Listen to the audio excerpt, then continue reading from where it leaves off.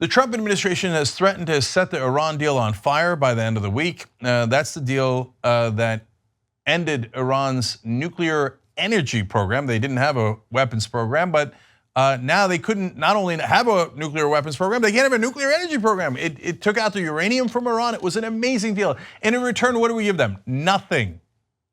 We had taken their money hostage and we had convinced other countries to freeze all their assets, not our assets, their assets. It was Iranian money, and we froze them all across the world. We kidnapped their money, and then in return for ending their energy program, we gave them their money back. It was an unbelievably great deal. So look, I don't want to have nuclear weapons. They're run by the Ayatollah. They're run by a bunch of corrupt mullahs.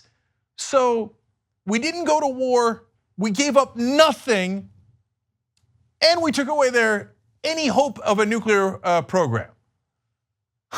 So of course, the moron Donald Trump thinks, oh, I'm going to do a better deal. I'm going to do a better deal. So I'm thinking of ripping that one up. Oh, yeah.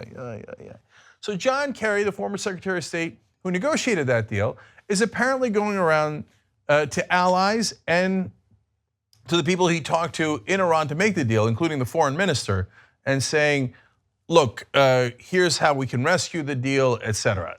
He's on his own, he's doing that. Is that a good idea? I got mixed feelings about it. Look, if a Republican Secretary of State was doing that to Obama, I don't think I'd be happy about it. On the other hand, he's fighting for peace, and those guys fight for war, so that makes a giant difference. And he is the one that put the deal together, and as a former Secretary of State, he has every right to at least talk to our allies, that's for sure. Trump does not agree. He tweets, the United States does not need John Kerry, possibly illegal shadow diplomacy on the very badly negotiated Iran deal.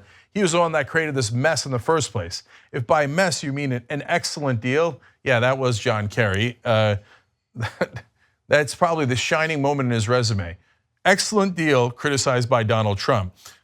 By definition, you knew it was a good deal. All right, anyway, the answer from Kerry's camp is Secretary Kerry stays in touch with his former counterparts around the world, just like every previous Secretary of State. And that is true, previous Secretary of States do keep in touch with other foreign diplomats that they used to talk to. Talking to the Iranian's foreign minister, interesting. But now let me give you the context that almost no one else in media is giving you. During the Obama administration, as they were negotiating that deal, 47 Republican senators led by Tom Cotton wrote a letter directly to the Iranian government saying don't do the deal. That's only a million times worse. So where's everybody on cable news talking about the treasonous Republican senators who beseeched the Ayatollah to not do a deal with our government as we were negotiating that deal? Where are you guys?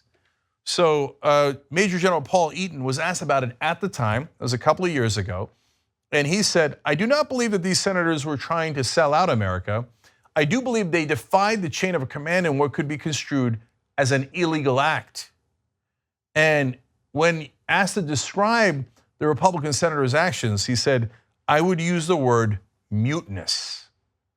So please spare me your crocodile tears on John Kerry, unless you're also calling out Tom Cotton today, and by the way, other senators like Lindsey Graham and John McCain, who never saw a war that they didn't absolutely love.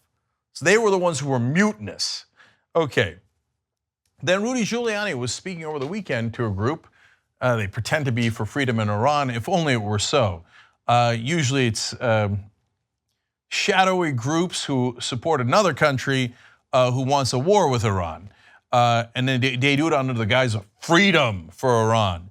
Anyway, speaking to that group, Giuliani said, President Donald Trump is as committed to regime change as we are. Wait a minute. Giuliani doesn't have national security clearance. He doesn't even work for the government. He's Donald Trump's personal attorney. So is Trump sharing national secrets with Giuliani? First of all, you know the answer to that. Of course he is. You think he's not blabbering all over the place to all these people who don't have clearance? Of course he is. And then Giuliani, because he's apparently totally unhinged, goes and speaks in front of this group and he's like, well, let me tell you classified information that I shouldn't even have access to.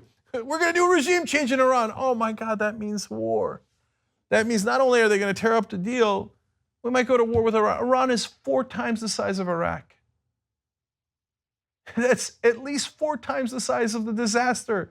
Their military is way superior to Iraq's. They don't have nuclear weapons, thank God, thanks to Obama and John Kerry, by the way. But they do have a ton of conventional weapons. And if you thought we got stuck in a quagmire in the middle of Iraq, wait till you get a load of Iran.